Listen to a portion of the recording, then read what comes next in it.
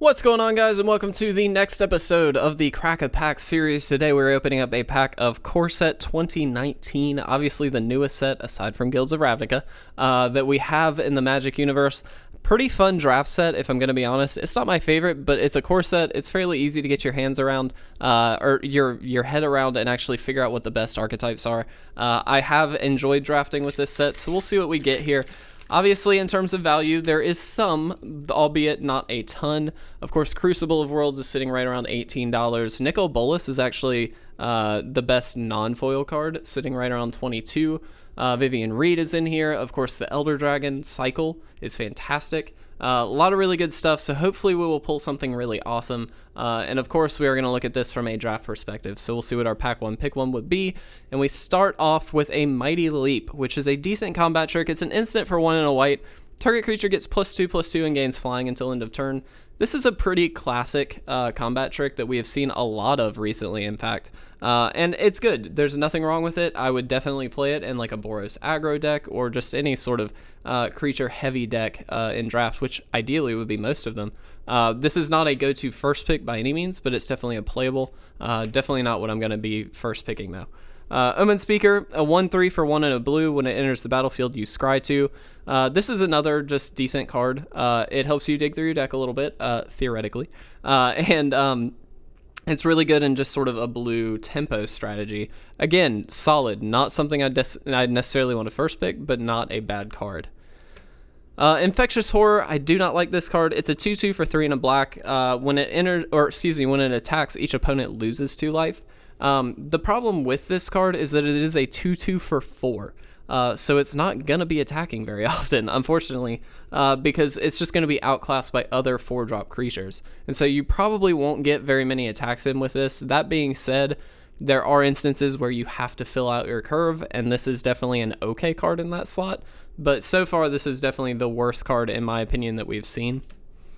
Excuse me. Oak Inform, 2 and a green for an enchant creature. The enchanted creature gets +3/+3. I'll say it as many times as this comes up. I'm not a huge fan of enchanted creatures. I just don't think that they're necessarily the place you want to be unless they can replace themselves, because it just sets you up for a 2-for-1 always. And so I'm not a big fan of this. That being said, if you're in a very go-wide strategy, sometimes cards like this do actually have their relevance. So I don't think this is definitely in any way a useless card. I just don't think that's the kind of card I would want to draft. Sovereign's Bite. 1 and a black for a sorcery. Target player loses 3 life and you gain 3 life. There are synergies with this card. There are definitely instances where you would play this, although it's really not the kind of card you'd be super stoked to play. The reason I say that, it does trigger those life gain synergies, which is good, but it doesn't actually impact the board at all. A lot of these synergies come from creatures who can come into play, gain you life, or deal some life to the opponent, drain, do something. Cards like this, while decently powerful in terms of just being able to deal some direct damage and actually trigger those synergies, it is a one-time thing and it doesn't do anything else. And so I'm really not a fan of this. Not a card I'd look to run by any means. Havoc Devils is a 4/3 for 2 and 2 red, and it has trample. Pretty straightforward card, definitely a playable card, and definitely the best card I would say so far. This is not by any means amazing, but as a 4-drop, it's definitely fine. And as you can see, it does outclass the Infectious Horror that we saw just a few cards ago. And this is exactly the kind of position that you don't want to be in, where you're playing your 4-drop, but your opponent's playing a 4-drop that just completely outclasses it. This is one of those that is on curve. It's going to be dealing enough damage that it's going to hold its own as a 4-drop. And if you can get through, it does have trample, so it's going to be able to deal a little bit of extra damage that some creatures just wouldn't be able to. So I do like this card. So far, definitely the pick. Thornhide Wolves is a 4/5 for 4 and a green vanilla creature. Again, playable. It's not amazing. It's a 4/5 for 5, but this is a core set. We're not going to see anything too overpowered by any means. I do like playing this card if I need to fill out that 5-drop slot. This is not a first pick in my mind. That being said, neither is Havoc Devils, but I do like the Devils more so than the Wolves. So, Gallant Cavalry is a 2/2 for 3 and a white. It has Vigilance. When it enters the battlefield, create a 2/2 white knight creature with Vigilance.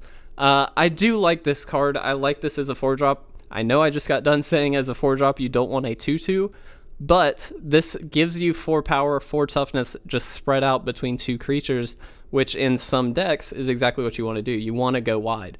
And so for that reason, I actually think I like this more than the Devils.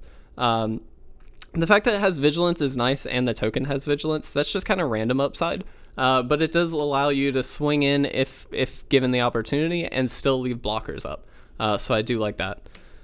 Skeleton Archer is 3 and a black for a 3/3. When it enters the battlefield, it does 1 damage to any target. I love the art for this card. Absolutely stunning art. I also like this card in the black decks. I don't think it's a reason to be in the black-white strategy, which is really that life gain strategy. But this does sometimes just come in and deal damage to a creature, kill it, or it deals a point of damage to your opponent, which is perfectly fine. The fact that it goes to any target is really relevant because you're not wasting it on a creature if you don't need to.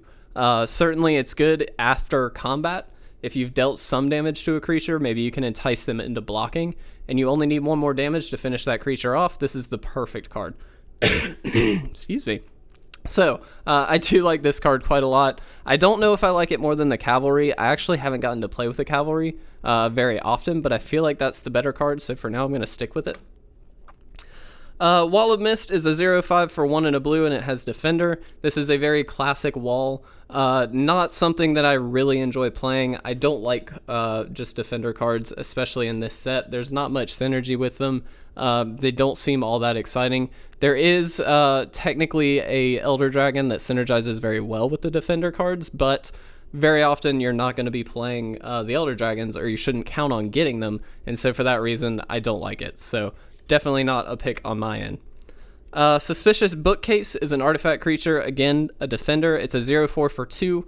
You can pay 3 and tap it. Target creature can't be blocked this turn.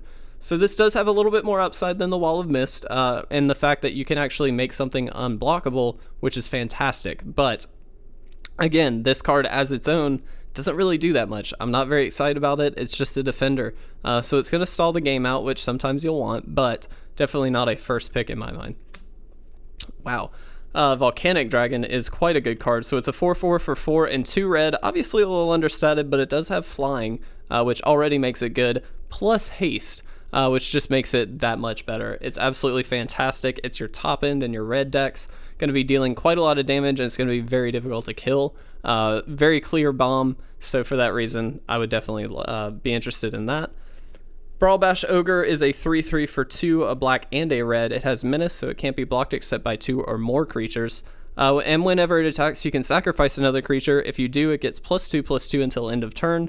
A very powerful card. Very, very obvious that this is sort of the flagship card of the black-red sacrifice deck, which is definitely a big, big archetype. Very, very powerful. A lot of cards go in that strategy, and this is exactly the cards you want. It's the flagship card for it, but what I don't like is that it sort of pushes you a little bit more in that direction without being good in many other strategies. I think this is good no matter what, but in that strategy in particular, you can really abuse it, and so this really kind of pushes you in that direction, whereas the Volcanic Dragon is good in any red deck. It's just a big bomb. And so for me, I think I would take the dragon out of these two just because it does leave you a little bit more open. But again, the Ogre is a great first pick, flagship card, definitely would want that. And then our rare is Gork, Terror of Kalsisma. I believe I'm saying that correctly. It's a 4/3 for 3 and a green. Creature spells you cast with power 4 or greater costs 2 less to cast. When it attacks, each creature you control with power, 4 or greater, get +1/+1 and gain trample until end of turn. I feel like this is probably the pick, if I'm going to be honest. It's definitely between these two in my mind. And the Gork just enables so much other stuff to actually work. It's super, super powerful. Definitely an on-curve beater at 4/3 for 4 is fantastic, making other things better with +1/+1 and trample, and just making them cheaper to play. It's great synergy for any green deck where you can hopefully just ramp into some big bombs. So I would definitely pick the Gork, though I would see an argument for the Dragon because it is fantastic, and even the Ogre, all great cards. So, excuse me, let me know in the comment section what you think the pick would be. If you enjoyed this video, please make sure to leave a like or a comment down below. And as always, please make sure to subscribe to stay up to date on all of our awesome content. But I'm going to get out of here, guys. Thank you so much for watching. I will see you in the next Crack-A-Pack video.